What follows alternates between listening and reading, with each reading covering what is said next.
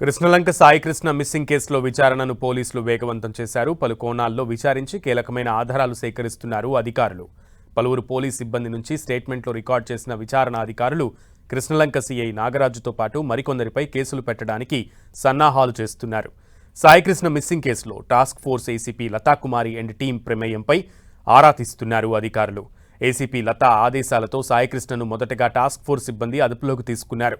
Task force ACP Lathakumari, SI Naveen కుమార్లను విచారించిన committee వారి స్టేట్మెంట్లను రికార్డు చేసింది.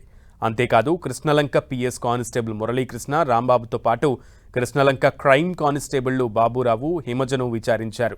సాయికృష్ణ తల్లి స్టేట్మెంట్ ఆధారంగా స్టేషన్లో జరిగిన పరిణామాలపై ఫోకస్ పెట్టింది ఎంక్వైరీ టీం. సీసీటీవీ ఫుటేజ్లు బ్యాకప్ చేయడంతో పాటు లాకప్ను క్షుణ్ణంగా పరిశీలించి శాంపిల్స్ను ఫోరెన్సిక్ ల్యాబ్కు పంపించారు. మరోవైపు కృష్ణలంక సమీపంలోని శ్మశాన వాటిక సిబ్బందిని పోలీసులు విచారించారు. ఎలక్ట్రిక్ దహన వాటికలో పనిచేసే భాషను అదుపులోకి తీసుకున్నారు. విచారణ కోసం కృష్ణలంక పోలీస్ స్టేషన్కు తరలించారు.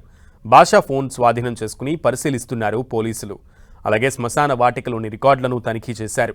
అనాథ శవాల వివరాలు నమోదు చేసే రికార్డును తీసుకెళ్లారు అధికారులు.